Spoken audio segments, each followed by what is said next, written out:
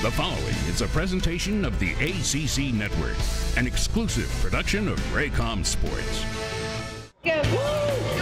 It's already been a wild week of surprises in the ACC, and the Wake Forest Demon Deacons hoping to join the upset parade tonight. The Deacs at 7-8 try to get back to 500 as they host the 17th-ranked NC State Wolfpack.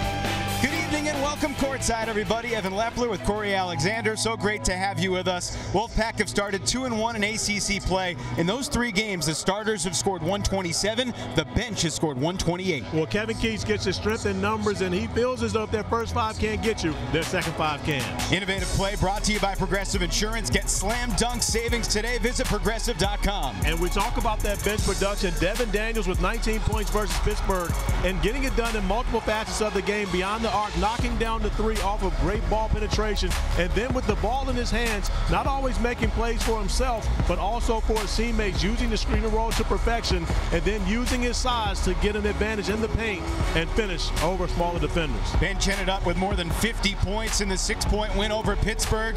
That scoring will take a hit today because Devin Daniels expected to start. No Markel Johnson. He is out for NC State tonight. On the other side of things, Sean D. Brown coming off a huge game, career-high 22 against Miami on Saturday. And Sean D. Brown getting back to his home state of Florida, shot the ball extremely well. Now he has to bring that production back home to his home program here at Wake Forest. Wake Forest expecting big things from Brown. Childress is always ready to go. Brandon Childress and the Deacs hosting the NC State Wolfpack. Chapter number 249 of this longtime rivalry is next. Food Lion, official supermarket of the ACC. By New York Life. With the right guidance, everyone can be good at life. By Coyote Tractor. And by your local Toyota dealers. Toyota, let's go places. Hit the Jolt Coliseum. Starting lineups brought to you by Food Lion. Devin Daniels is in. Markel Johnson is out for NC State. And Sharon Wright Jr. makes his 2nd straight start for Danny Manning's Deacons. His 7th start of the year. Deacs in the gold, Pack in black.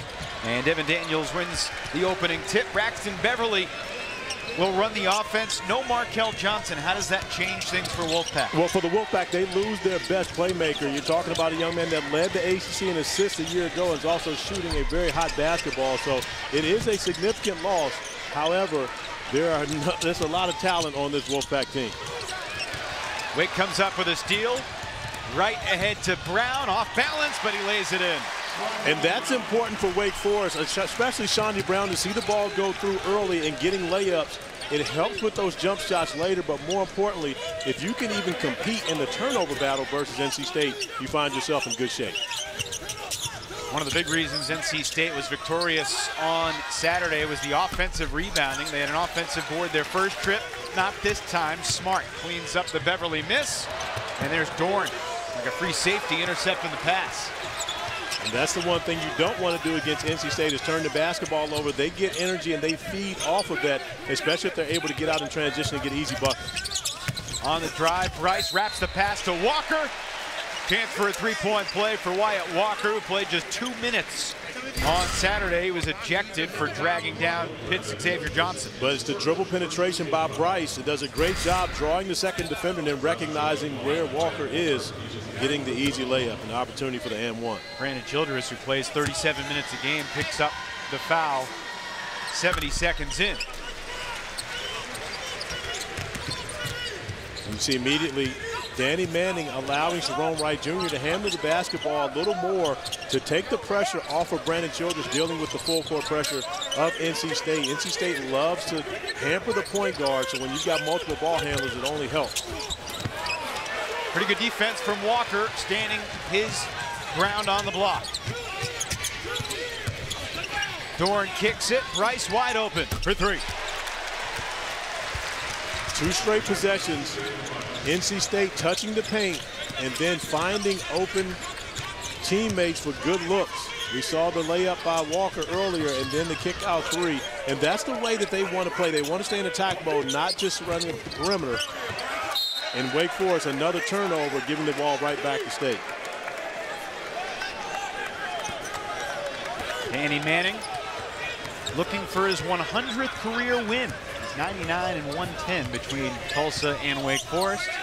Kevin Keats in year 2 at NC State.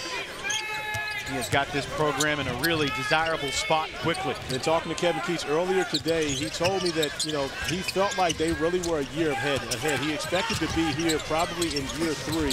So excited about his program and where they are right now in year 2, where they're a nationally ranked team and 14-2 to start the season. How important has Torin Dorn's leadership and abilities been on the acceleration of NC State's pace? I believe it's very important because he's so versatile and playing really the 4 position, but he can guard multiple players and put pressure on the basketball in different spots. And more importantly, Torin Dorn's a young man that has shot 50% from the field every year in his college career. So, you know, a special performer on both ends of the floor. Wide open look for Bryce to make it an 11-0 run. He clanged it off the iron. Wake got on the board first, and now 8 straight for the Pack. Smart took an extra hop. Traveling violation.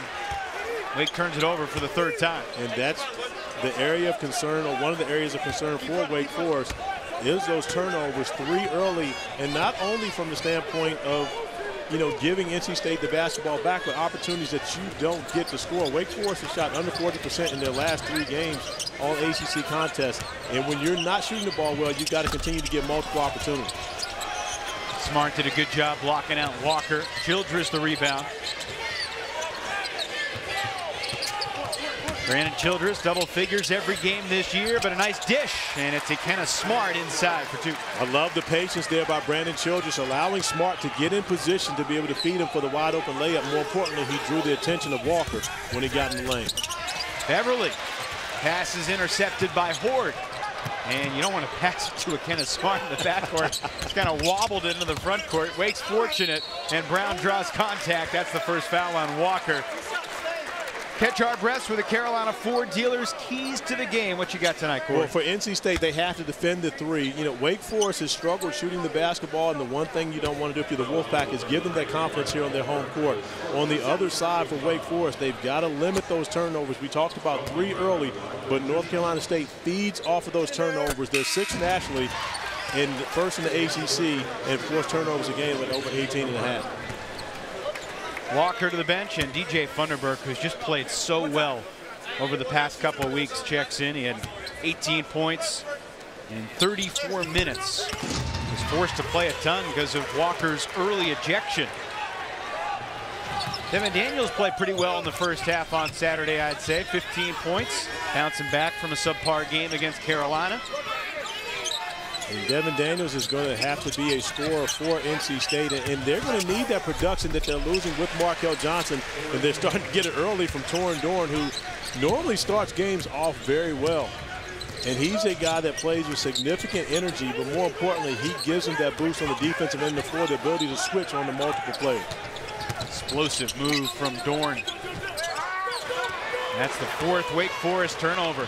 It's not making the right pass right now. You're absolutely right, Evan. And that's a scenario where if you're Shondy Brown, there's no play there. There's no benefit in even making that pass. But the problem was he picked up his dribble way too early. Foul on the rebound action after the C.J. Bryce miss.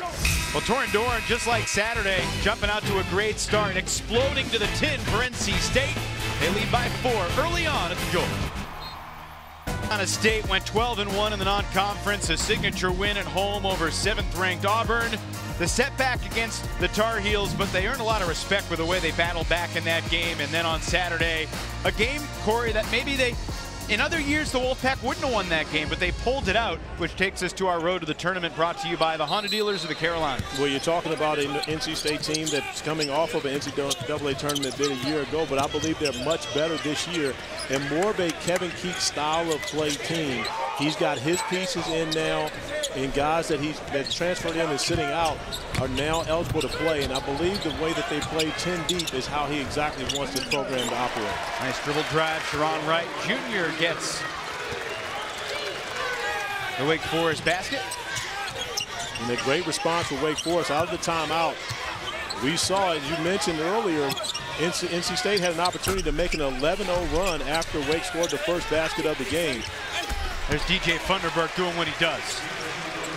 And that's an area of concern for the Demon Deacons, because when you allow NC State to attack the glass the way they do, and a team that already shoots 50% from the field, you're giving them even more opportunities to score. When they do miss, it's so difficult to defend a team like that. And they're going to attack the offensive glass relentlessly. NC State has really put together a great mix of offense and defense so far this year, playing both ends of the floor.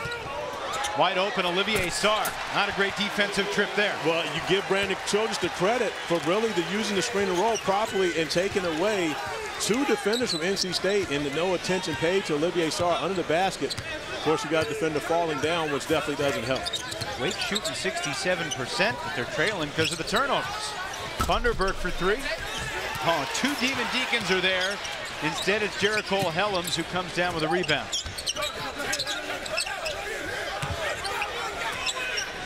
Daniels, explosive off the dribble. Thunderberg crashing the glass again. Sarr unable to secure possession. It's a jump ball. It will be the Demon Deacons' possession. Previous possession, Brandon Childress attacking, and you see as the defender goes down, the great vision to find Olivier Sarr, who gets probably his easiest bucket of the night.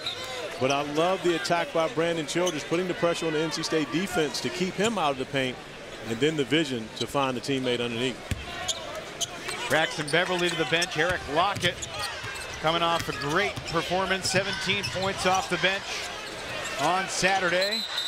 Good trap at midcourt. Bryce and Harris set it, and Torrey Johnson takes a timeout. But that's the one area of the court you don't want to go. And if you're Torrey Johnson, you have to recognize that once you cross over that half-court line, you've now added two more defenders alongside the trap. Know Your Score brought to you by Lending Tree. Let's go around the ACC. Surprises yesterday at Cameron Indoor. And Pittsburgh getting a nice home win over Florida State. Big game tonight, top 10 showdown in Charlottesville. Wahoo's up 11-4 early. Well, and Virginia won't overlook Virginia Tech with the big game coming up at Duke this weekend. But you've got the Commonwealth Clash in Charlottesville, and Virginia is extremely difficult to beat on the home court. Virginia Tech did get them last year on the home court, though. Virginia Tech did get them last year on the home court, and I'm sure that's something that, well, I know for certain. I spent a lot of time with Ty Jerome and Justin Robinson this summer here in Winston-Salem at the CP3 camp, directing that for Chris Paul, and those two guys who are really very good friends had a lot of conversation about that game. So yeah, I'm sure it's something that the Virginia players definitely will have on the bulletin board coming into tonight's game. Out of the timeout, UCS unable to hit a three, but the rebound finds Sarr. Shondi Brown up and under. And I like the confidence that Shondi Brown has started the game with. And a lot of it has to do with him getting that layup early. And again, that just picks up the defensive energy for Wake Forest on the other end of the floor. The problem for Wake Forest has been when they've gotten stops, they haven't been able to secure that defensive rebound.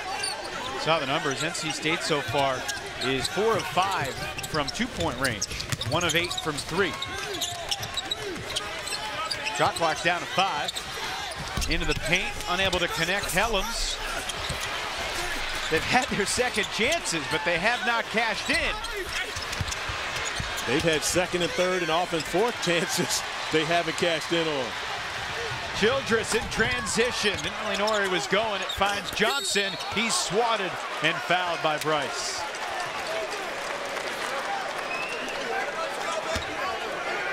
Every missed shot for NC State has been a battle for the rebound on both ends. Wake Forest has struggled to try to corral the defensive board, but NC State is sending 4, oftentimes maybe even 5 guys to the offensive glass, not at all concerned about getting back in defensive transition. Called the foul on Helms, not Bryce. Coverage of ACC basketball being broadcast on AFN, the American Forces Network. We welcome the men and women of the U.S. Army, Air Force, Navy, Coast Guard, and Marines stationed around the world. We are so proud to have you with us tonight.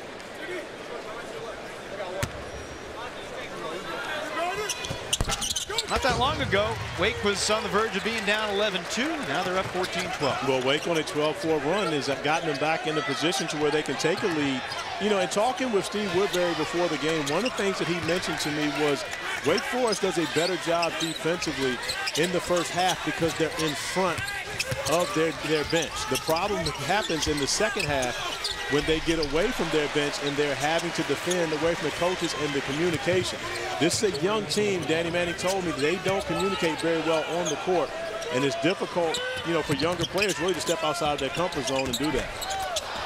Second effort, and Jalen Horde will look for his first points from the free throw line, but first we'll get ourselves a timeout.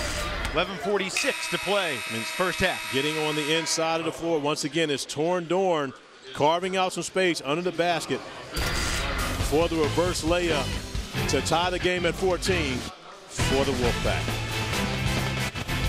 Midway through the month of January, let's take a look at some ACC headlines. How about Syracuse falling behind 12-zip and then coming back to win in OT?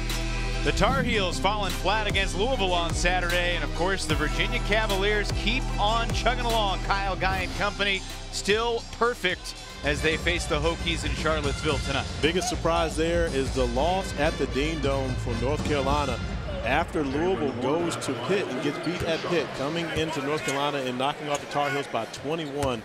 That, to me, was a shocker. That surprised you more than Syracuse winning at Cameron? Yes, especially when you consider Trey Jones is injured, Cam Reddish doesn't play in that game. And, you know, Duke, for all intents and purposes, is not a great defensive team. Syracuse struggles with teams that defend and make them play in the half court.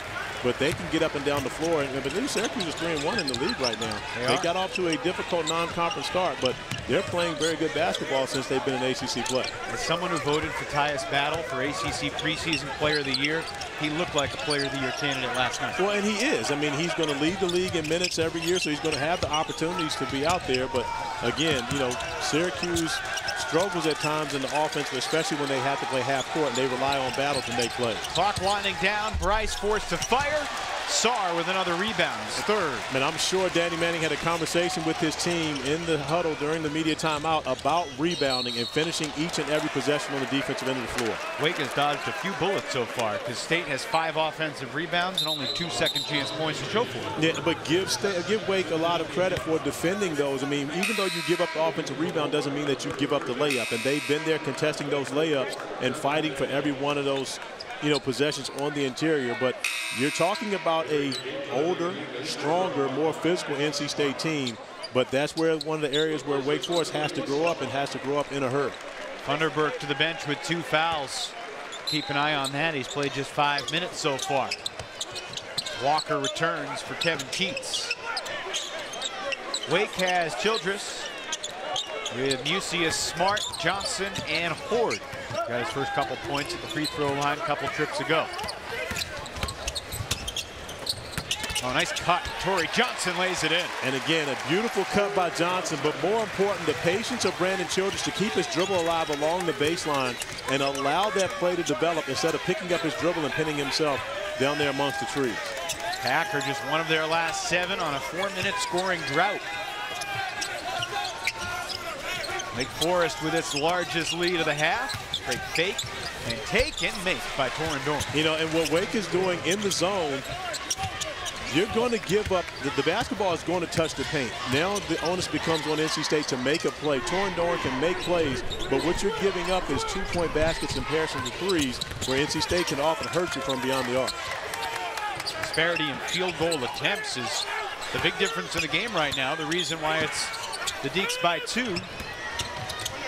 Mucius, tough shot, puts it in. But I love the fact that Mucius did not force the 3 and got his rhythm together, dribbling baseline, and with his size, the ability to shoot over much smaller defenders.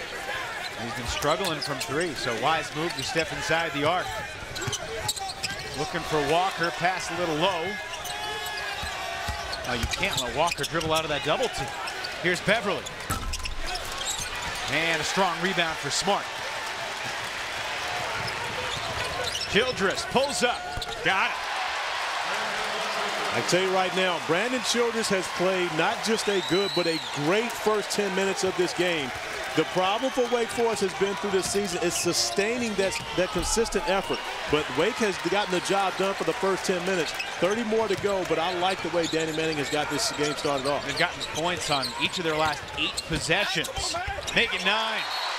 Timeout, NC State. As Brandon Childress started the game as a playmaker, had 3 assists before he made a bucket. He scored on back-to-back trips, and the Deacs lead by 8. And Brandon Childress gets Braxton Beverly on his heels, and the pull-up jumper gets him feeling good, and then attacking Wyatt Walker in the pick and roll, gets his shoulders in front and is able to kiss it off the glass. And of course the bench of the Demon Deacons loves it. Strength and conditioning coach Ryan Horn, the best beard in the ACC, some say. Is that a contest? Is that something that's out there right now? It should be. Okay. Can you name a better beard than Coach Horn on the Wake Forest bench? You know, honestly, at this point, I cannot. But I really haven't put much thought to it. Danny Manning's Deacs up by 8. And, you know, it had to be a little bit of a concern for Kevin Keith. The last 2 ball games, their 2 worst shooting games of the season, right around 40% from the field. This is a team that shot at 50% for the season. Well, also you're playing against ACC competition. And right. When you think about the non-conference in comparison to conference play, there's that familiarity that you have to deal with. Dorn was rejected by Horde. And it's Wake Forest ball.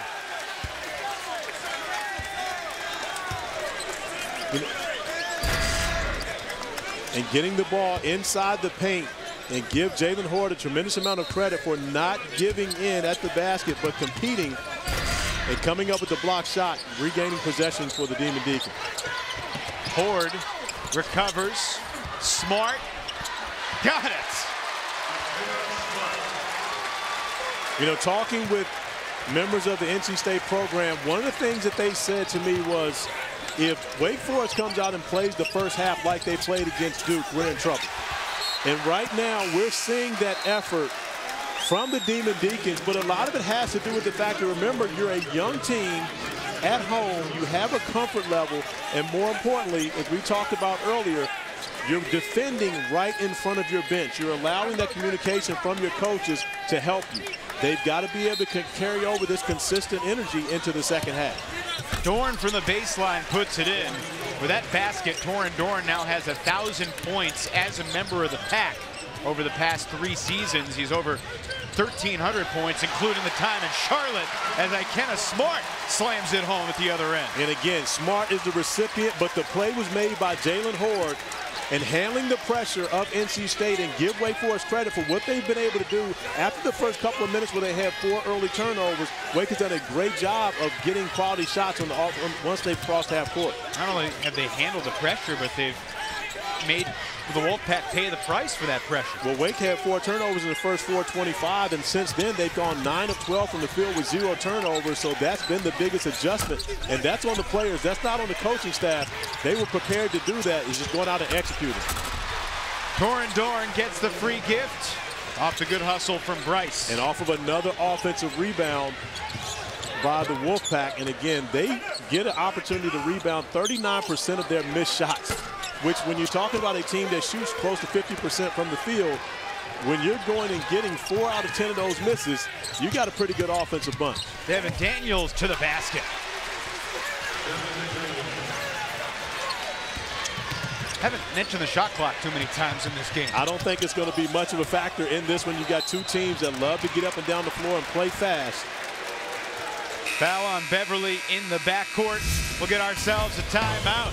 Wake getting a bunch of easy buckets. And Jalen Horde making the play. Smart the recipient as Wake holds it. Wake Forest, Brandon Childress doing a little bit of everything. And Brandon Childress playing a great floor game early, getting his teammates involved, dropping dimes before he starts his own scoring route where he's able to get down the floor, put Braxton Beverly on his heels, the pull-up jumper, and then using his quickness to get by Wyatt Walker for the finish.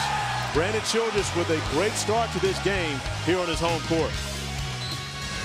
4 points, 3 assists, couple rebounds as well. There's Father. Okay, so I'm mad about the fact that Randolph didn't let Brandon wear number 22, bringing out of retirement. I mean, again, if there's anybody you're going to let wear your jersey, it should be your child, right? Have you met Randolph? Way too often. You guys go way back, don't you? We go very far back. There's Brandon. When did you first meet Brandon? About the time he was born. Really? Randolph, I consider a brother. We, of course, were teammates at Flint Hill. Right. And we lived together his senior year, my junior year in high school. He told me how messy you were. Yeah, he used to wake me up at school in the morning. And He used to laugh at me because I wanted all the sleep I could get, so I would sleep in my clothes off and wake up, brush my teeth, and get in the car. So he likes to tell that story. I think it's kind of normal for a teenager, but he obviously thought it was a little different. I don't fault you for that one bit. No. How about this for NC State offensively? Torin Dorn is 6 of 8 from the floor. Rest of the team is 4 of 19. Well, and also remember, no Markel Johnson. So the way that NC State normally operates on the offensive end of the floor, they're missing their floor leader. And there's my guy. I haven't talked to him today. He's been ducking me. You know what? Well, I must have talked about, because I was telling his staff about the 1993 ACC tournament. Everybody talks about 95. But they need to go back and look at 93 and see that one. So I let the little cat out of the bag. And we're going to, you know, that's why he's been ducking me all day. I haven't talked to him. I've seen you two together. And we have fun. Frankly, we have fun. I mean, you like to talk and he likes to talk. Yeah. So. Well, I mean, again, that's what we do. We're both point guard. You can't play this game and be quiet. I rest my voice when I'm around you two. Trying to keep it alive. Is that because you really just don't have anything to say? I mean, what would you say in that conversation? You guys go too fast. Because of your ultimate Frisbee finalist. Great hustle right here by Brandon. Nice feed. Oh, it's always great when your teammates catch you going there. See, now that's when you know your teammates like you. Yeah. Because when they don't, they get out of your way and just let you fall into the chair. The other reason they like him is because it's such a young team. Brandon's the guy on the team that has a car, so they're always calling him for rides. Good point. Good point. Talked about that back in ECC Media Day in October. Kick out pass found by Horde. Nobody picks him up. That's a great pass to Saar. The French connection for the stuff. And you see, Jalen Horde is more than a post player. He has the ability to put the basketball on the floor, make plays. Danny Manning told me before the game, they need Jalen Horde, regardless of his class. Being a freshman, they need more from Jalen Horde, and they've gotten it here, and not just from the scoring, but his playmaking ability. You see, drawing the attention, and then the finish by Saar. And right now, Kevin Keats has to be concerned about his team's, really their energy level coming in with Wake Forest. It's scoring 11 of 13 field goals in the paint, and that's not something that NC State can continue to give up. They've got to find a way to keep the Demon Deacons outside the paint. No Markel Johnson, obviously. G.J. Funderburk is on the bench with 2 fouls. Eric Lockett bumped by Horde. It's a soft call in the opinion of the Deke. Are you saying in your opinion? No, in Jalen's opinion. Oh, okay, I got you. I'm just checking. Jalen's reaction indicated that he thought it was a bit of a soft call. Okay. Because I thought it was you that said it was a soft call. No. Okay. I think you just came back and put it on Jalen later. Oh, there's a traveling violation.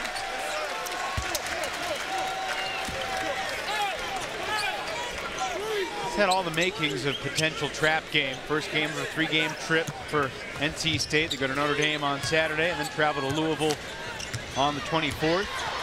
Wake Forest beginning a stretch of 3 straight games against top 25 teams. The trip to Charlottesville and Blacksburg on the horizon in their next 2. Well, and for Danny Manning, when you think about that, the biggest key for Wake Forest is to continue to get better every time they get on the court, to try to find ways to build. I mean, again, this is a very young team that's going to struggle to get wins in the league. So you have to continue to build on small things. And for NC State, you mentioned it, 3 straight road games. They've been very good at home all year. 1 loss at Wisconsin and then a loss at home to North Carolina, which, you know, no one can really have a complaint about losing to North Carolina. But especially battling the way they did. Right, but the way that they play, their defense travels, and this is why it's surprising to see the way that Wake has been able to operate on the offensive end of the floor so far. Good drive by C.J. Bryce. Back to an 8-point game. I'm curious to ask you, what was your takeaway from NC State's come-from-behind win down in Miami? Well, they wore Miami down, and that's what Kevin Keith's system is designed to do. You're talking about, you know, you're playing 10 deep, and Miami only plays 7 guys, and really it's 5 to 6 guys getting the majority of those minutes. Catch and shoot from Michael Wynn. He had a big game, his first big game as a college basketball player, and Saturday rushed that shot a bit. I'll tell you what, it was a confident shot. Now, the result was not, but it was definitely a confident shot off of a guy who knows that he just scored his career high last time out. Foul on Helms. He picks up his 2nd. We get a timeout in Winston-Salem, North Carolina, where Krispy Kreme was created. Brought to you by Nicorette Mini. Look at the disparity in field goal percentage. You know, but Wake Forest only shooting 3 3-pointers, which means that they're getting the ball into the paint, and that's really been the biggest kicker in this game. Wake shooting 57%, but it has a lot to do with the quality of shots they're getting. NC State shooting 34%. That's the surprise. You're talking about a team that shot the basketball well all season long, but they have struggled since ACC play started in having those big-time shooting performances. Curious if you're surprised by the 8-0 to Wake's favor fast break points, and the second part of that is, how does Markel Johnson's absence factor in? Well, he's their best on-ball defender. It starts with that, and so now you're having Wake Forest being able to handle the basketball. Wake Forest has gone 12 minutes with 0 turnovers. So that's part of the reason why NC State doesn't have any points on the fast breakers, because Wake's not giving them those opportunities in live ball turnovers. 2 for 2 at the line for Musius. He'll go to the bench. Sharon Wright Jr. re-enters for Danny Manning. You played against Sharon Sr., didn't you? I did. Also played against Danny Manning. Well, Sharon and I are very good friends. We actually played in the McDonald's All-American game together. Trivia question for you. Well, maybe not even a question. I'll just give it to you, give you the answer. Sharon Wright won the McDonald's game 3-point contest. Believe it or not, at 7 feet. Did you let him win? I did not. I was not a let people win. My son has never beat me. I don't let people win. 8 different Deacons have scored, and inside they got Ford for the offensive foul. First turnover for Wake in the last 12 minutes. Jalen Horde picking up his second. As you see, running down the floor and trying to clear space against Devin Daniels. He would have been in good shape had he not put those arms low to shield Daniels off. Really an aggressive play. Got caught, but again, I'm not sure. Other than the fact that it's his second foul, you don't have a problem with that, but that could keep him out of action for the remaining 3 minutes of this first half. Yeah, not every coach in the ACC views 2 fouls in the first half as you're done, but typically has been Danny Manning's pattern. Well, especially with a young player. Now, if it's Brandon Childress, you probably keep him on the floor, but with Jalen Horde, you get him out there. Don't put him in a position where he gets that third, because that definitely takes away his aggressiveness in the second half. Brandon picked up his first foul with 18:50 to go in the half.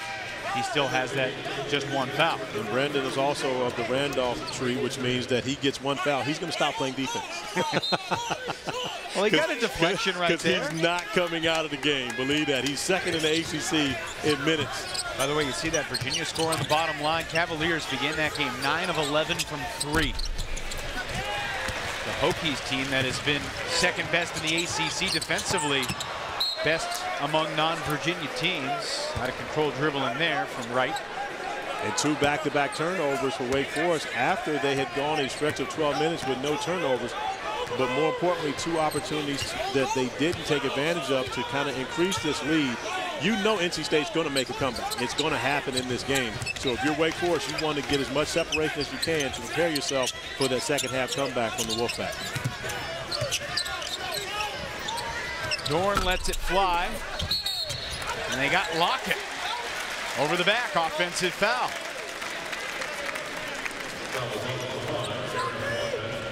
Kevin Keats bemused. Coming up on the Hardee's halftime report, have some highlights and analysis. Talk a little bit more about that game that's transpiring in Charlottesville. The Cavaliers looking good. All that more on the Hardee's halftime report. Proud Wolfpack alum there. D-Witt, still to this day, says it was a pass. We know it was a shot, Witt. We know it was a shot. He's got to admit to it. I love Derek Wittenberg, one of my favorites. Of course, always love to get a chance to talk to him normally when you go to NC State games, but making the road trip to the rival here. Loose ball. Wake has numbers. Not the smoothest fast break Wake has ever executed. Childress. That would have been a nice shot. It would have been a makeup for the fact that they did get in transition and unable to score the layup. The only thing that would have been better for Brandon Childress to knock down that 3, but an empty trip off of a great defensive stand and turnover by the Wolfpack. Musius picks up the foul. And it's the type of missed opportunity that is giving Danny Manning looks on his face like what you just saw. John D. Brown, 6 points in this first half. That's tied for the team lead. Really balanced scoring for Wake. 3 guys with 6, 3 guys with 4, and 2 guys with 2. Meanwhile, NC State continues to struggle at the offensive end. It's a blocking foul, and free throws are coming. And I like the aggressiveness by Wright. Pushing the basketball and putting the pressure on the officials, and you see those heels of Walker in the restricted area, automatic blocking call, and a great job by Wright to put the pressure on the officials to make that call. That's 2 fouls on Walker. Thunderberg's already on the bench with 2. Not much size beyond that for the Wolfpack. Get the best security and smart home solutions all in one app from CPI Security, the official security partner of ACC basketball. Real critical 93 seconds coming up here. Wake has certainly outplayed NC State in this half. Can they have a halftime score that really reflects that? Well, it goes back to, conversation we had earlier talking about what Steve Woodbury let me on to, the fact that with them in front of their bench defensively, they are a much better team. That happens in the first half. The problem comes in the second half when the bench and Danny Manning and the coaching staff have to communicate with their team 60 feet away. That's where the problem comes in. So, we'll see, are the Demon Deacons growing up on the fly? Can they handle a little bit of prosperity in this first half and let it carry over into the second half? Obviously, if there was an answer to how do you get better when you're away from the bench, they would execute it. Any thoughts about that? Communication. Because, again, when you can't get it from your coaching staff, you have to get it on the floor. And that Danny Manning talked to me about that. You have a group of players, and we specifically talked about Jalen Hort, who is an extreme talent, but he's a reserved, young man. I won't call him a kid, but he's very reserved. So talking on the court isn't his forte. Brandon Childress, again, he doesn't have a problem talking, but if you only got one guy out there doing it, Shawnee Brown doesn't have a loud personality. And so when you don't have those type of personalities on the court communicating defensively, that's where it can become a problem. Caracol Helms just picked up his 3rd foul well in the backcourt, kind of around the spot that Elijah Hughes hit the buzzer beater at Cameron Indoor last night. And Deeks are in the double bonus, so Isaiah Musey is to the line. Craziest thing about that game last night, Duke had been 104-0 in Cameron as the #1 team in the country against everyone other than UNC. They had never lost at home before as #1 to someone other than UNC until last night when Jim Boeheim wisely had his team fall behind 12-0, set up the comeback. Well, if there was a play of that game for anyone, it was Trey Jones going down with the injury, and that is, of course, I hate to see that for Trey, but he is the key to that Duke team. You can talk all you want about Zion and RJ, and those guys are well worth the price of admission. Brown couldn't catch the steal cleanly, but he gets it ahead, and Wright sticks it in. Wake by 13.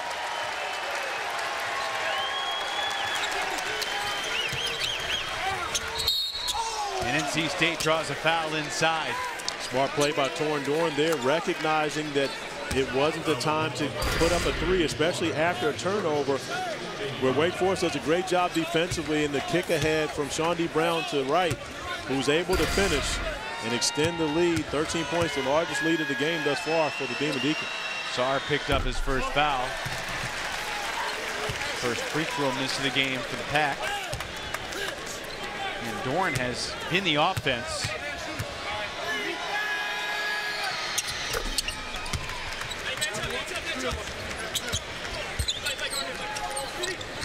Now the 9th active player in the ACC with 1,000 points.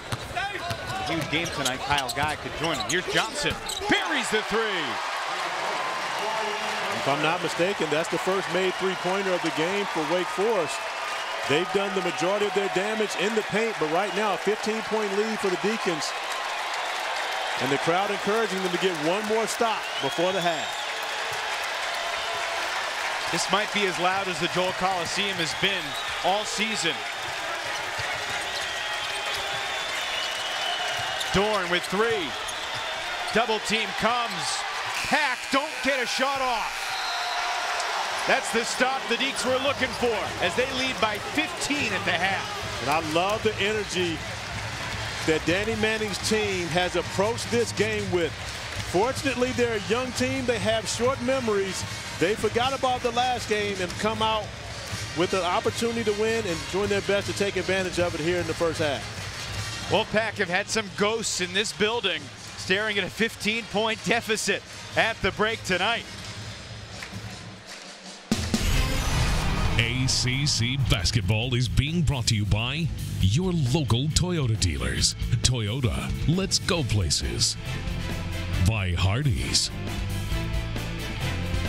By Progressive Insurance.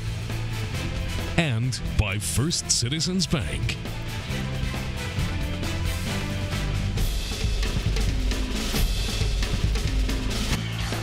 Hardee's halftime report. Try the new Angus Thick Burger Melts at Hardee's because it tastes better. Another potential upset brewing in Winston-Salem, 42-27.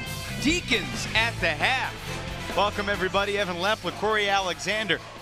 It started on Saturday. You had Georgia Tech go up to Syracuse and win. You had Louisville go to Chapel Hill. And then last night, Syracuse obviously did what they did.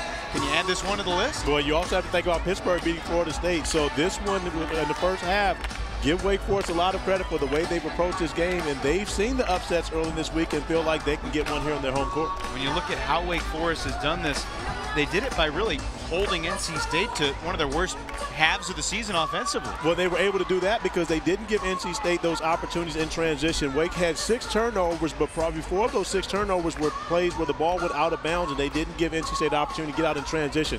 When you take the transition offense away from NC State, they're not as good of a team, especially if they can't turn you over.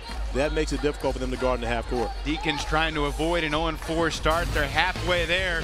Bunch of guys on the Demon Deacons have been stressing, we have to play 40 minutes. We have to play 40 minutes. They're halfway there. D-State in trouble, trailing 42-27 at the half. Welcome back to the Joel. I'm Evan. He's Corey. And Kevin Keats is in the locker room talking to his team. What do you think the message is? Well, one of the messages is the fact that NC State is a team that makes 9 3-pointers a game. They're third in the ACC, shooting at close to 40%. They're 1 for 14 from the 3-point line right now. And it's difficult to beat anyone when you're shooting that bad from beyond the arc, and it's a big part of your game. So it's about getting quality shots. But again, they've got to step up and knock some of those down here on the road. NC State did win here at the Joel last year, but before that, they had lost their 6 trips to this venue. So they don't have a great track record here, and obviously these two teams have played so many times through the years. Tonight, the 249th ever meeting, and it is Raycom Sports' 37th season producing ACC basketball, over 1,600 games starting in 1982. We head back to 1989, quadruple overtime between the Deacs and the Pack. Best thing about that, the Wolfpack wearing the unitard, the one-piece uniform. They eventually convinced Coach Valvano to allow them to wear shorts over top of the unitard, but a big-time performance by the Wolfpack. Also heard the great Bob Rathman's voice over that highlight. Torin Dorn leading the way for the Pack, but they trail by 15.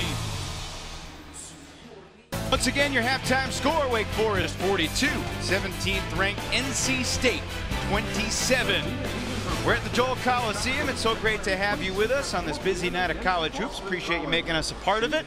More ACC basketball coming your way this weekend for Raycom Sports. The Wolfpack will be in South Bend, game 2 of their 3-game road trip. Well, and Notre Dame getting a big win over the past weekend, knocking off BC when they inducted Bob Whitmore into the Ring of Honor, the 8th member.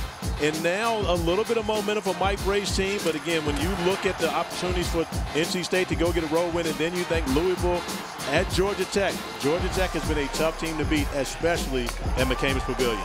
West Durham, Bobby Cremens will have the call from South Bend. I'll be with Brian Oliver down in Atlanta for the Cardinals and the Jackets. That's it for the halftime report. Second half is next.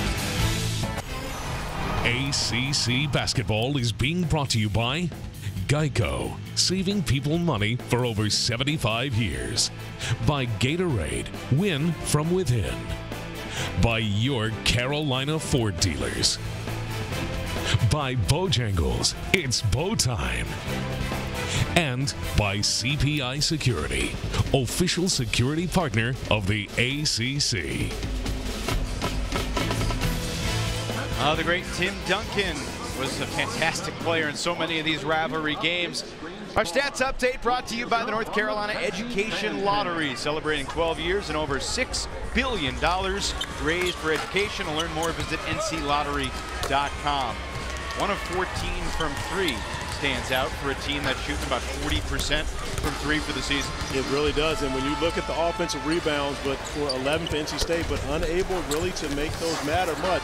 Wake Forest been able to dodge that bullet. I'm sure it's something that Danny Manning talked to his team about at halftime, securing the defensive board. But outside of that, you've got to be happy if you're Coach Manning with the way that the Wake Forest has approached this game. Wake Forest by 15, and Shawnee Brown kind of picked up where he left off on Saturday. Only finished with 6 points, but he was critical at the start. But he got off to a great start, getting out early and getting a layup in transition, and again, around the basket, making his presence felt. And I believe that's an area where Shawnee Brown can continue to improve as a player in this program. You looked at the big picture stories for these two schools coming into tonight. On Saturday, Wake Forest has a chance to win down at Miami, an opportunity that they don't capitalize on. NC State, on the other hand, had everything going against them. Walker was ejected, Johnson was hurt, Dorn got dinged, and they pull it out against a really hard, scrappy, fighting Pitt team. Those two games, kind of a microcosm of the team's seasons right now, and a contrast to what we've seen tonight. Well, it has been, you know, but you have grown accustomed to, in a short year and a half that Kevin Keats has been at NC State, you've grown accustomed to the intensity and the energy level that they play with. We didn't see that in the first half of this game, but a lot of that could have to do with the fact that Markel Johnson is not on the court. He is their best on-ball defender. He's a high steals guy, and he's their #1 assist man. We might see another upset here tonight.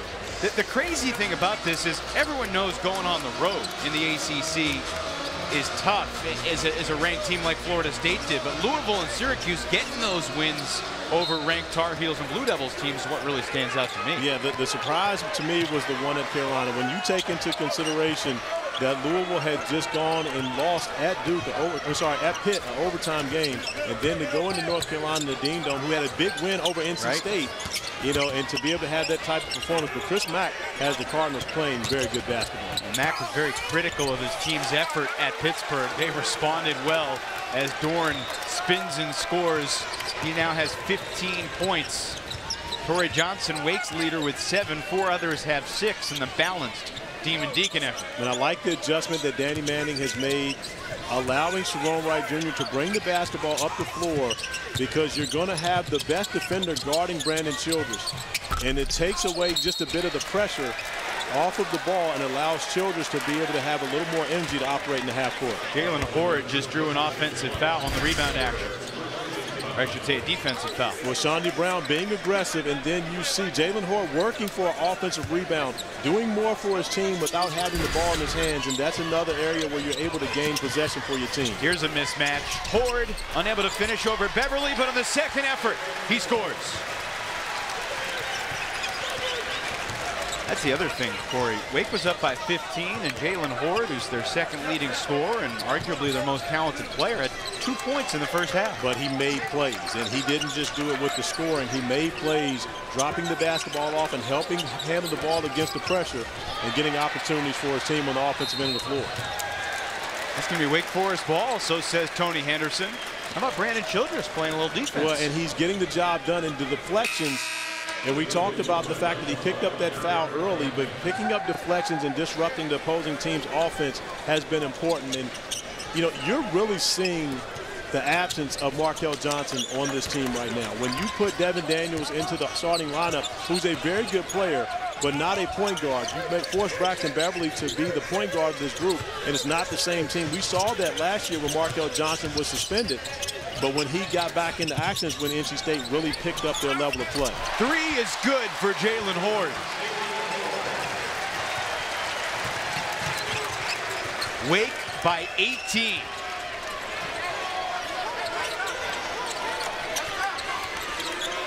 You know what Markel's thinking back in Raleigh. Here's Beverly. He has not scored tonight. Rebound battle still being fought. And Torin Dorn's going to win it, fouled by Wright. You know, another one of the areas that I like, the adjustments that Danny Manning has made, getting Sharon Wright Jr. back into the starting lineup. And I like what Torrey Johnson was doing for Wake Forest, but the youth movement, when you get Wright more reps, he's going to be more productive. And for a young player, I think he feels that confidence that Coach Manning has in him, and he's helping it with his performance on the court. Terrible pass, and it leads to a layup. Sharon Wright Jr. with 2 more. I'm not sure anybody saw this coming. 49-29, Deeks. Dorn rejected. Ahead to Brown. Lost his footing, and he was tripped. Fouls on Beverly. But Wake Forest giving NC State a taste of their own medicine, forcing the turnovers and turning those turnovers into points on the opposite end of the floor. 2 back-to-back great defensive possessions for the Demon Deacons, turning into scoring opportunities. Wake Forest entered this game 7-8, 0-3 in the ACC. And even the reaction of the fans tonight, it's a tentative excitement, because it's a fan base that's been beaten down. They've had some tough losses in this gym. Obviously, NC State represents themselves well on the road. But you can tell these Wake players are starting to believe a little bit. Now, I mean, there's a long way to the finish line. Well, Brandon and Randolph having a conversation over there right now, and I can tell you exactly what they're saying. Here we go. Which is, Corey said he got the best of you in '93, right, and Randolph's not going to admit to that. That's exactly the conversation they're having on the bench right now. But when you talk about the Wake Forest and no one expecting this is what's expected by Danny Manning. He knows that his team can have those flashes where they play like this. It's just about sustaining it for 40 minutes. And that's the area what they haven't been able to do thus far in ACC play. On the stick back, Eric Lockett. Let's see if that can get him going. Chance for a 3-point play. Offensive rebounding, and we talked about how well NC State did that and has done it all season long, and how well they did in the first half, but just unable to capitalize on those opportunities. This time Lockett is able to finish and get the second chance points and makes it 3 by finishing the free throw. The second foul on Sarr. Well, Torrin Dorn began the second half with a bucket, and then Wake scored 9 in a row before that Lockett 3-point play. But one of the areas when Wake Forest is shooting the ball as well as they have, and you see the 15-0 advantage in points on the fast break, when they're shooting the ball that well, now you're not giving NC State an opportunity to really pressure you defensively the way they want to, especially when you stop them from scoring. They can't set up their pressure. Helter-skelter possession. Beverly for 3. The big shot for the Pack. It is, and that's what the Packers are going to have if they're going to make a comeback in this game, which, you know, with a young Wake Forest team and a veteran group for NC State that shoots the ball so well, you're expecting, well, at least I'm expecting a comeback from NC State, but they're going to have to make threes to do it. Jalen Horde, 7 points in the second half. He's got 9 for the game. Love the way he's been aggressive in the second half. Danny Manning told me before the game, they need more. Even though he's been good, they need more from Jalen Horde. Stepping up, not only making plays for himself, but for his teammates as well. He's done that here. In and out back time for Beverly. He's now 1 of 7 from the field. In transition, another fast break opportunity. And Sharon Wright Jr. going to the line. And Wake Forest has their foot on the pedal. With the upset in mind, here as they had an 18-point lead over the Wolfpack. 10 matchup in Charlottesville, and the University of Virginia is lighting it up. Step back 3 for Ty Jerome, he, DeAndre Hunter, Kyle Guy, all in double figures as the Wahoos are 11 of 17 from 3. Currently leading by 16. They led by 22 at the half. In conference play, Virginia's #1 in the ACC in 3-point field goal percentage. Overall games, they're second to Virginia Tech in such categories. So there's no surprise that Virginia shoots the basketball that way in their building. And remember, Virginia Tech was the only team in ACC play to beat Virginia last year. Virginia won 3 games in the ACC tournament. They won 17 games. They won 20 total ACC games last year. That one blemish was Virginia Tech. Ty Jerome, Kyle Guy, DeAndre Hunter, those guys remembered it, and right now they're taking it out on the Hokies. It appears they have not forgotten. No, they did not forget that. On the drive, NC State gets 2 more. And now you see NC State picking up the defensive pressure in the full court, but they're only able to do that after scores. It's up to Wake Forest to take advantage of that pressure and score on the other end. Foul on the rebound action on the Wolfpack. Markel Johnson unavailable tonight, suffered the back injury on the scary fall.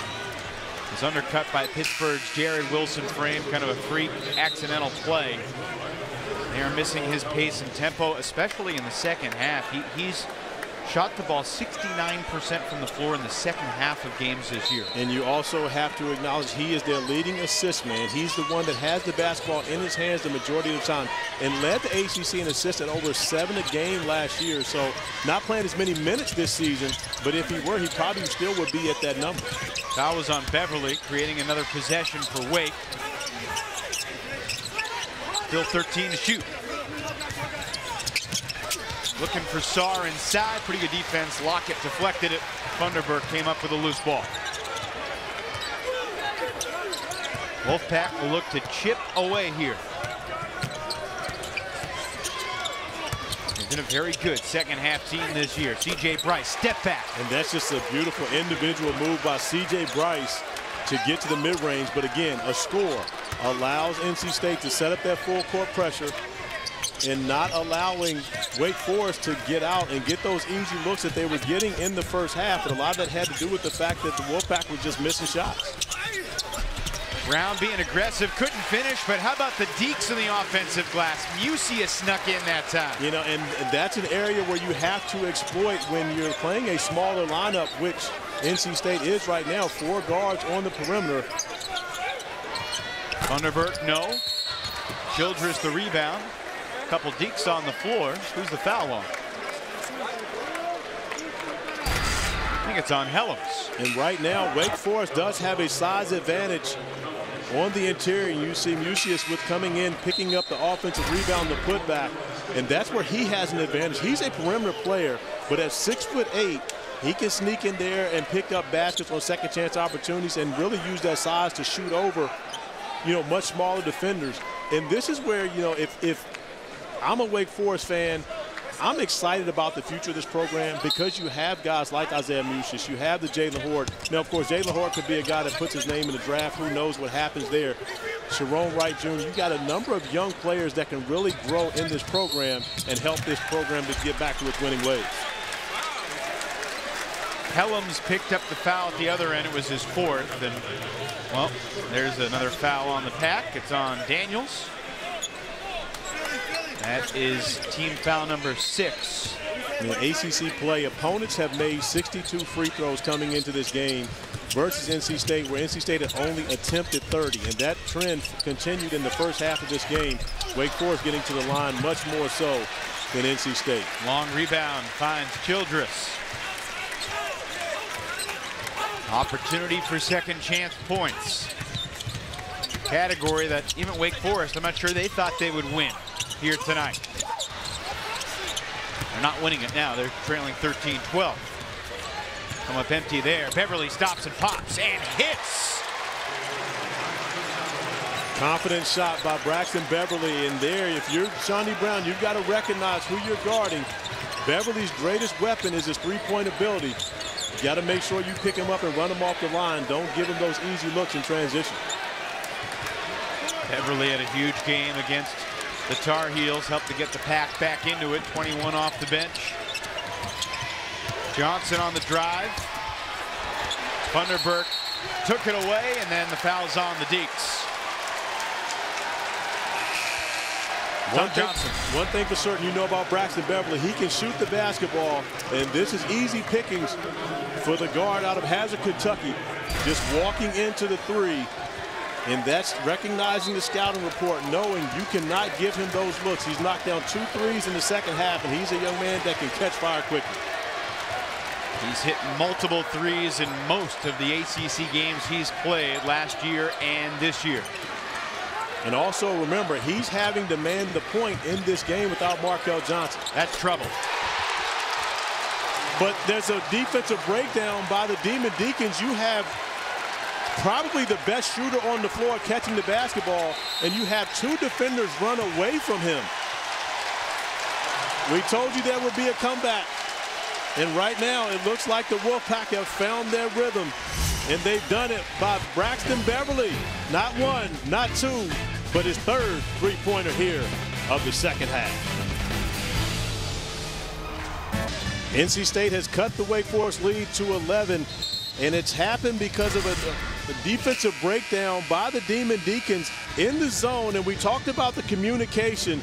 You see defenders going up. Now, the communication should be this defender goes here, the recovery is here. But what actually ends up happening is both guys leave. The best shooter on the court, and Braxton Beverly, giving him a wide open look from 3, knocking down his 3rd three-pointer here in the second half to get the Wolfpack back within striking distance. With 17:31 to play, it was 51-29. 22-point gap has been sliced in half over the past 5 minutes as Wake turns it over again. Lockett to the basket. 9-point game. And I can tell you right now, Evan, what's happening. Wake Forest, as a young team, to be bluntly honest, do not know how to win. And what's happening right now is when things start to go the wrong direction, they snowball. So now it's up to Brandon Childress, their veteran, as well as Sean D. Brown, to find a way to make a play to stop the momentum from NC State. Horde unable to finish. In traffic, Wynn had his hands on it, just kind of lofted it up as he was tumbling backwards. Wake comes up empty. I think you're spot on, though, Corey. Thank you for agreeing with me. Appreciate that. You don't do that often. More than you think. I just don't let you know. Lockett makes it a 7-point game. And right now, Kevin Keats is much more active on the sideline. His team is feeling it. And there is a significant contingent of NC State Wolfpack fans in this building. Yep. So when the team in black scores, there's a pretty big cheer as well. Wolfpack crowd has been waiting to erupt. There wasn't much to cheer for in the first half. Now you can hear them. Childress, no. Second effort for the Deke. Shot clock did not reset. Right? Does he realize it? Childress does. Fires. Rebound Daniels. Childress and Funderburg colliding with each other. Both coaches want a foul on the other team as Lockett can't finish inside, and Horde tracks down the loose ball. And if you're here right now, Brandon Childress, slow it down. Get your team in a set. Go to your best set right now. Make sure you get a quality look on this end of the floor.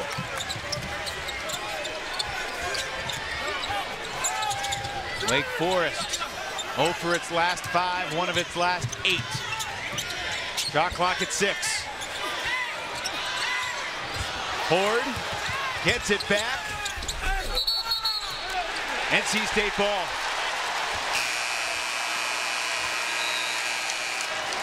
Wake Forest led by 22. And all of a sudden, NC State is within 7. And they'll have it midway through the second half when we return.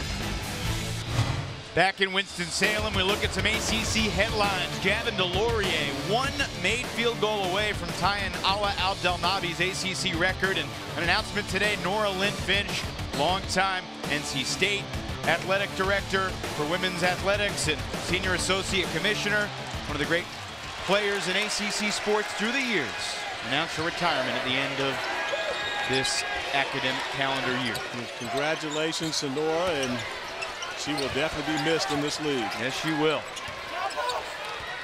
Wide open, C.J. Bryce. Funderburk on the glass. And we also have to mention, we know that NC State is playing without Markel Johnson, but Funderburk played in foul trouble very limited minutes in the first half, and he's been playing very good basketball, especially in ACC play, leading the pack in scoring at 13-7 a game. So he's made his presence felt here in the second half as well, as the Wolfpack have mounted this comeback. They're on a 16-2 run. Not much happening for Wake. Shot clock winding down, and Childress draws the foul. What are you seeing from the Wake Forest offense right now at the end of the floor, where their defense thrived in the first half? Well, one thing with NC State scoring, they're able to set up their 94-foot defense. So now they're pushing Wake Forest offense out further. And, you know, when you start making shots, your energy defensively picks up. It's one thing that coaches hate, but it's really human nature. And now as you see that happening, and again, you see a very reliable free throw shooter in Brandon Childress missing free throws. It's one of those areas where things just start to snowball for you when they're going the wrong direction, especially with a young team. When leadership is where your Childress is that guy who's got to step up and be able to make a play. Dorn's three wouldn't go, but Daniels creates another possession. He sets his feet and cuts the deficit to 2.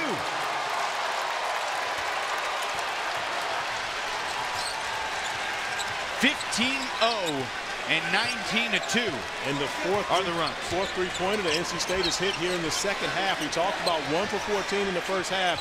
I don't believe there was anyone in the building that felt like that shooting performance would continue for them the entire game. But 50% here now in the second half. This happened fast. It doesn't take long for the Wolfpack to put points on the board, especially when Wake Forest is helping with the turnovers. And you see Daniels able to knock down the 3 out of the corner.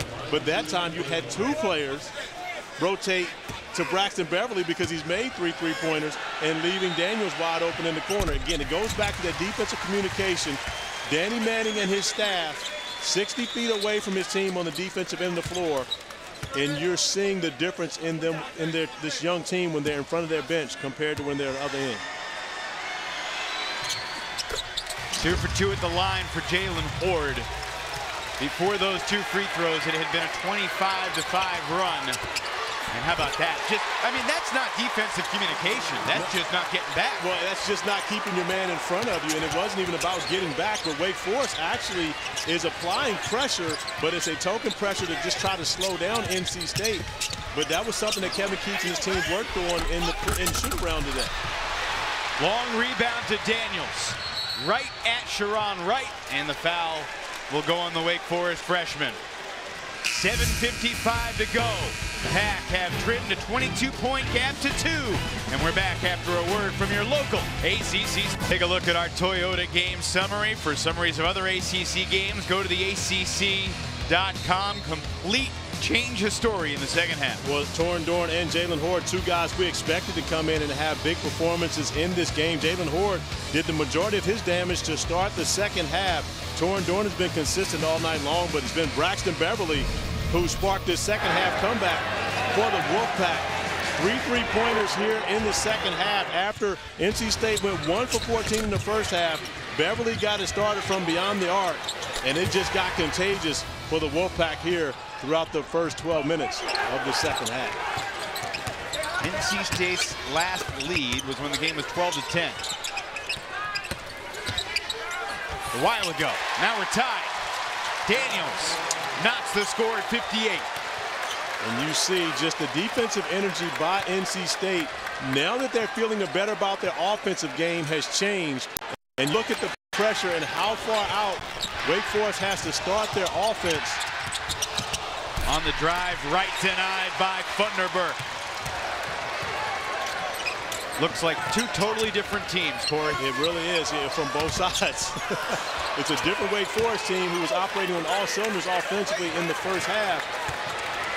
And a completely different NC State team now that defensively has stepped up their effort because of the way they played offensively. Childress gets into the paint and gets 2 off the glass. And I like that basket and the attack by Brandon Childress.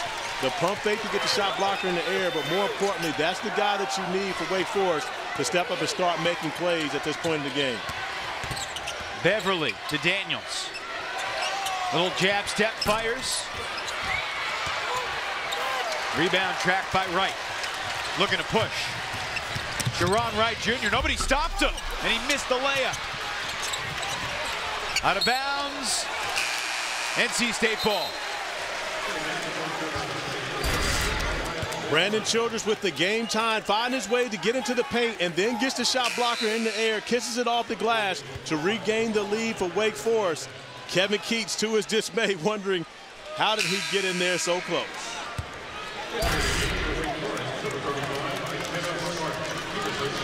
.6 assists for Childress.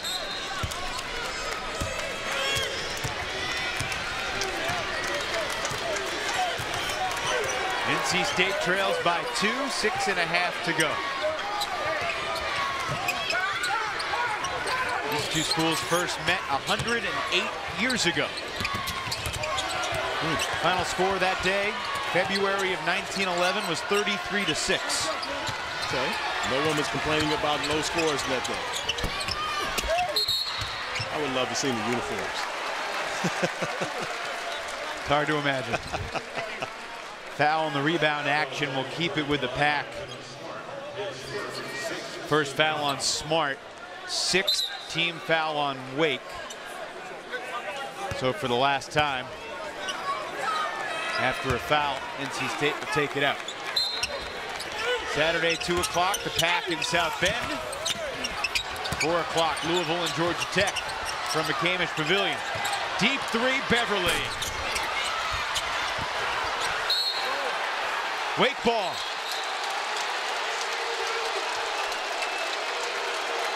There are a lot of NC State fans in the crowd who did not like that call. But there are more Wake Forest fans in the crowd that did. You can tell. We've got the gold pom-poms waving. You see both guys going after it. They got it right. Goes off of Daniels. I'm thinking the Wolfpack fans are more concerned about probably the contact than they are who the basketball went out of bounds off of. Horde, Wake's leading scorer with 11. Make it 13. Danny Manning said they need for him to do more. And now a 4-0 run for Wake, responding after NC State ties the basketball game. Made by their best two players, Brandon Childress and Jalen Horde, both getting a basket on the board. You've talked about Childress and Brown as the veterans. I'm wondering if Horde can kind of take a step forward in these next 5 minutes and be a closer. Well, right now, he's definitely in the mix. He and Walker get mixed up. And again, Wyatt Walker's always in the mix. Yeah, but nothing bad. They're both guys going after the rebound. It's a tie basketball, and that's when your adrenaline gets pumping. No one wants to give the whistle's already blown, and you see both guys just jostling for the basketball. Now, that's something I believe that the officials are actually going to go over and see, and they're going to look at Smart's play in this. Now, Horde and Walker are just going after the basketball, but you see Smart come in, and he has nothing to do with the play. I believe that there's anything they're going to look at is that, but no harm done with the two guys with the tied-up basketball. But when other players start to get involved in it, is where officials start to look for any extracurricular activity. 5:12 to go. Wake by 4. See, as the shot goes up, and you love competitive basketball, guys going after the basketball, and give Walker credit for getting his hands in there and tying up the basketball. Can you call it travel on both guys? Because they both walked like 4 feet. But the whistle had already blown at that point. They had already determined it was going to be a jump ball, so no travel. My biggest concern is Smart getting involved. And he didn't push anyone. He didn't throw any punches. But it had nothing to do with him with that tie basketball. So will the officials come in and maybe give an unsportsmanlike technical foul by him getting involved in the mix?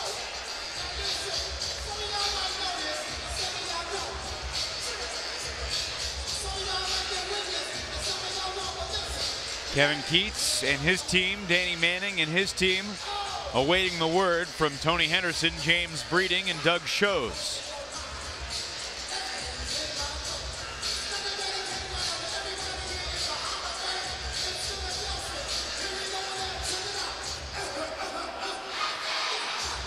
So I believe Walker gets a foul, and I'll be honest with you, I didn't see a foul on Walker on this play. I saw a great play by Walker reaching in when Horde brings the basketball down.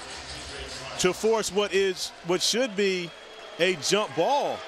That's strange. I don't see a foul on that play.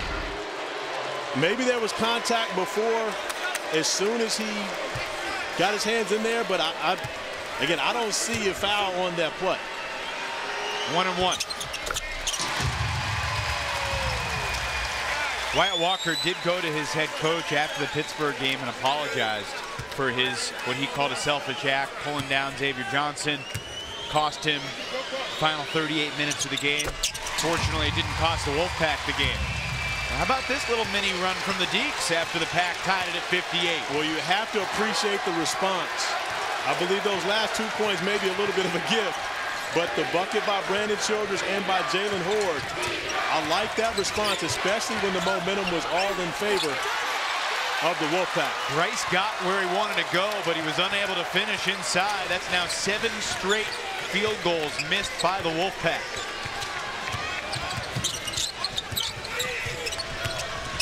Here's Horde. From the foul line, Sharon Wright Jr. doesn't get the bounce. Tip from Smart won't go. Loose ball, tracked by Beverly.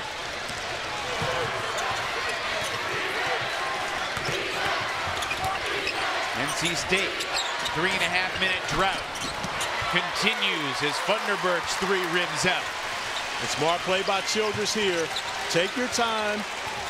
Get your team organized. Every possession at this point in the game becomes extremely important, and you have to get quality looks. NC State's going to ramp up the pressure defensively, especially on the perimeter. So you've got to be strong with the basketball. Childress takes it. Rebound Dorn. 2 on 4. Dorn, impervious. Count it, and the foul. When you talk about responses, when NC State needs a play, it's off and Torn Dorn making a big one for the Wolfpack. Number 2 in black with an opportunity for the and one when we return. ACC basketball is being brought to you by Geico, saving people money for over 75 years. By Food Lion, official supermarket of the ACC. By your local Chevy dealers.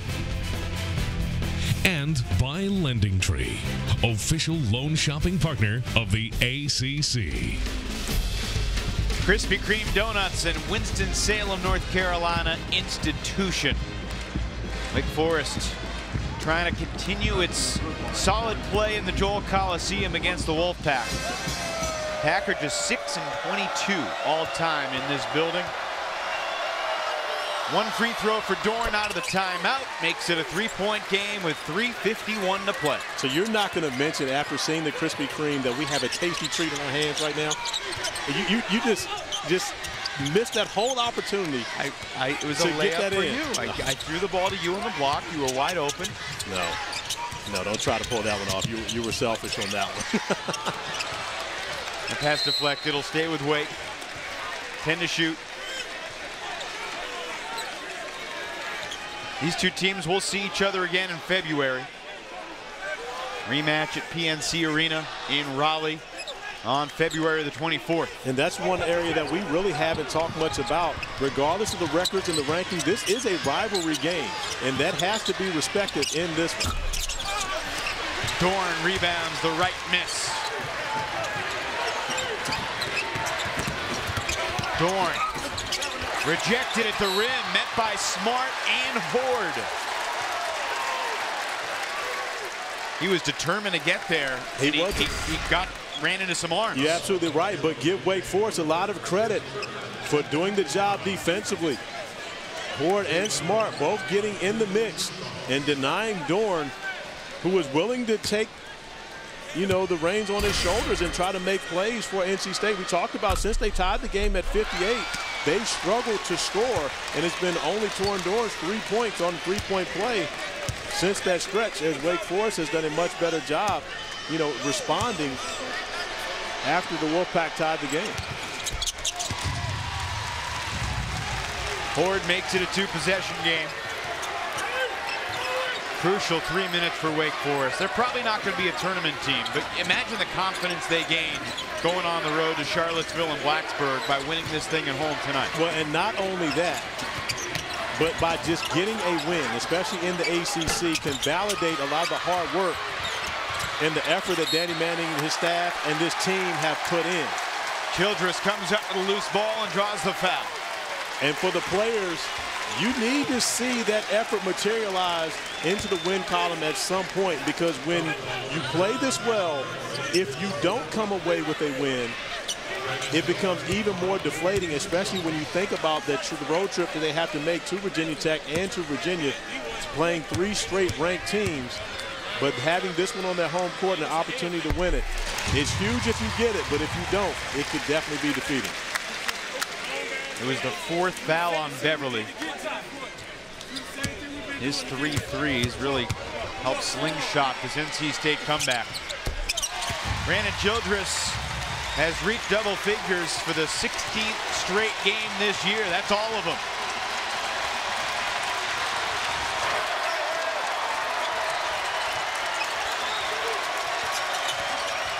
Bryce on the drive, pulls up, puts it in.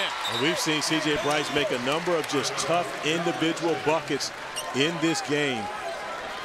You know he can score for 17 points per game for Kevin Keats 2 years ago at UNC Wilmington, and he's starting to bring that effort now to Raleigh. 2:33 to go, Wake by 4. Timeout called by Kevin Keats, and it is bow time. It means we're checking the Bojangles fan of the game.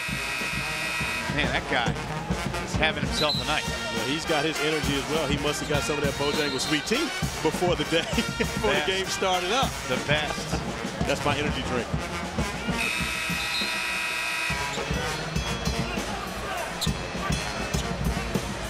Wake's going to see the full court pressure here out of the timeout. Wake has Brown, Ford, Childress, Wright, and Smart. And what Wake cannot do here, if they get an opportunity and they break the pressure, they cannot just sit back and be passive. They have to continue to be in attack mode, because when you're passive is normally where NC State takes advantage. Each team has 2 timeouts left. If there's a tie-up, the arrow goes to Wake. No one to let the clock run down too far here. No, you don't, because you end up getting a bad shot. Now already with 7, you're putting so much pressure on Childress to make a great individual play. He gives it up. Shawnee Brown for 3. Rebound deflected. Dorn has it.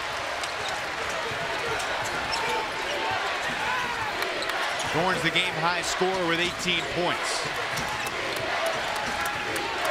Beverly all 9 of his in the second half. Bryce launches and connects. Another timeout for Kevin Keats, as his former UNCW Seahawk makes it a 1-point game. But that's what makes NC State so special. It's someone different stepping up every night. They're playing without Markel Johnson. Funderburk was in foul trouble in the first half. You know, Braxton Beverly got them going here in the second half, and now C.J. Bryce has made a number of big-time plays over the last couple of possessions for NC State, to the delight of Kevin Keats. And now a timeout to set up his defense.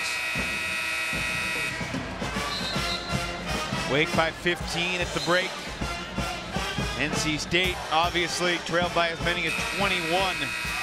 It was 51-29 Wake, and then we were tied at 58.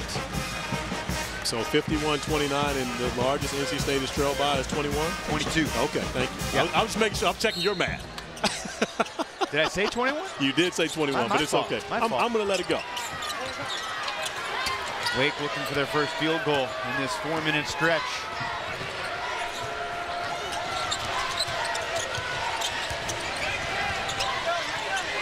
Where will the Deeks go on this critical possession? Well, I would like to get the ball in the hands of Brandon Childress, and I believe Danny Manning doesn't like what he saw. And with 15 seconds remaining on the shot clock, he calls the timeout to try to work his magic. Second half recap of this game. Braxton Beverly, when the Pack were down by 22, he made 3 threes. Funderburk active inside, and then Devin Daniels as well, finding his range. And all of that to be able to get this game tied up through a Devin Daniels basket. But then it was Wake Forest with Brandon Childress attacking the paint, going off the glass. Jalen Horde finding his way to the rim. Those 4 points in the response gave Wake the lead, but C.J. Bryce makes it a 1-point game with a late three-pointer. 87 seconds remaining in this one. And we'll see what Wake Forest brings out. This is when you have to use your best stuff, get the ball in the hands of your best players, and allow them to make plays. Torrey Johnson pulls up 14 feet. Swish. And you talk about being a veteran, the grad transfer, Torrey Johnson making a huge play for the Demon Deacons when they need him most. Johnson 3 for 3 from the floor in the game. This for the tie. Offensive rebound, Dorn. Contact inside, no whistle. Lockett brings it out in the pack in the final minute, trailing by 3.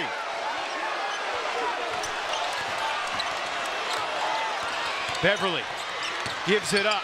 Bryce to the basket. Got fouled. I believe NC State got away with the double dribble on that possession off of the offensive rebound. You see Lockett Johnson hit the ball. Well, the ball was hit, but it was actually dribbled in order to gather. But even if it wasn't a double dribble, it definitely was a travel because his pivots were changed multiple times on that possession. But I'm not mad at it because at the end of the day, we did see Walker get a foul on a possession that wasn't his, so it kind of just balances out. Gives NC State another opportunity to get to the free throw line and make this a 1-point game. 43 seconds on the game clock.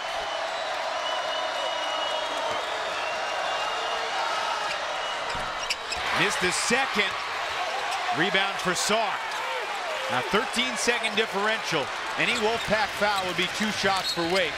And Danny Manning's going to use his final timeout with 36.3 to go. And I know it's tough, but right now when you look at the differential, if I'm Wake Forest, well, I'm sorry, if I'm NC State, I'm going to play this out defensively. I'm not going to foul. I'm going to put the pressure on my defense to come up and get a stop and see if we can get a rebound and race it down the other end of the floor and get a look against a defense that's not set. 1 timeout left for NC State. Possession arrow belongs to Wake. Our performance of the game brought to you by your local Chevy dealers. How about the second half Jalen Horde has had? Well, Jalen Horde got off to a great start in the second half. In the first half, he was more of a facilitator, but became a scorer in the second half and has continued to play stellar basketball here and getting better and better each time out as a freshman here for the Demon Deacons. His 4th double-double of the season. Second most in the ACC among freshmen. Only ACC freshman with more double-doubles. Maybe his name starts with a Z. You got it. Okay. I tell you right now, the all-rookie team in the ACC this year is going to be difficult to pick. Yep. I was at Pittsburgh last night. Yep. And saw Trey McGowan and Xavier Johnson and what they're doing. Trey McGowan's with another 30-point game. He's already ACC Rookie of the Week and has another 30-point game last night to knock off Florida State. And Xavier Johnson has had a great year. I mean, you think about those 2 guys, you've got 4 of them at Duke. You know, the officials are over checking out something on the... Making sure the clock was right, I believe. Well, that becomes very important right now, that 12-second differential between the shot clock and the game clock. And it's more than enough time that if NC State is able to come up with a stop to go get a quality look on the other end of the floor. And if I'm Kevin Keats right now, I'm letting my team know what I want to do offensively. Once we get the stop, you have to have the confidence that you're going to get a stop because you don't want to put Wake Forest at the free throw line right now and give them the opportunity to make it a 2-possession game and let them off the hook, having to try to run some good offense to score against your defense. Wake has Childress, Brown, Johnson, Horde, and Sarr. Daniels, Funderburk, Lockett, Bryce, and Dorn for the pack. Deeks by 2.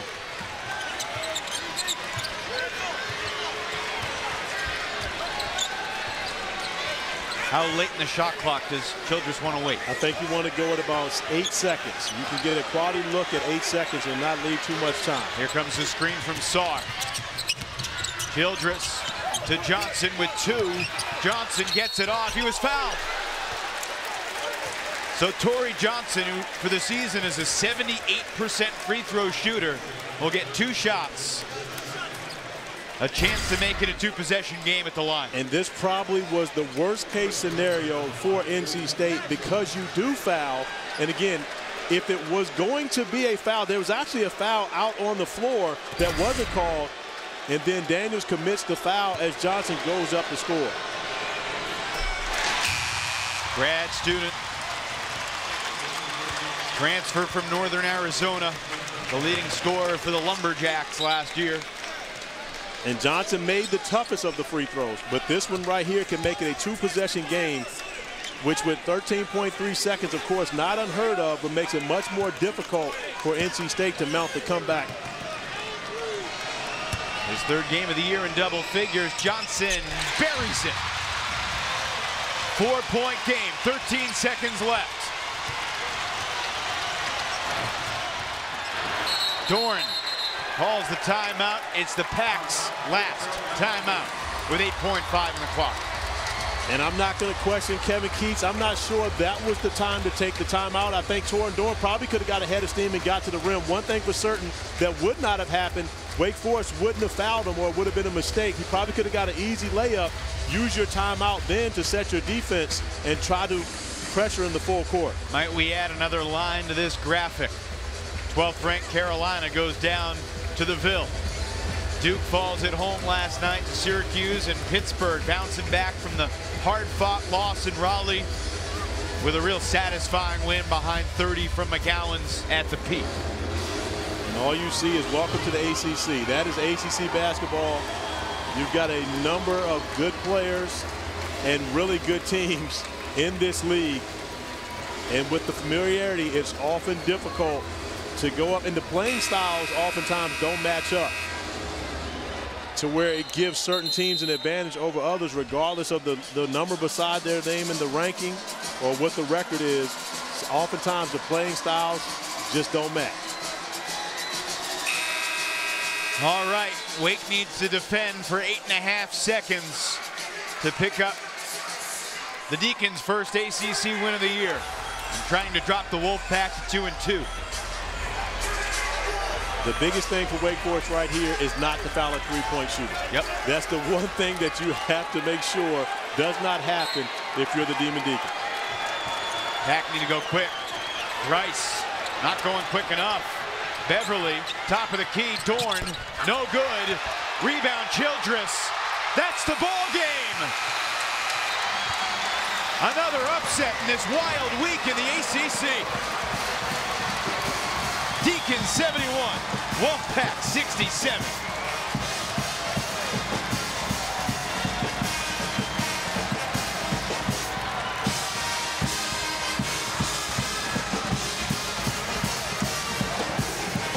Great battle between these two longtime rivals.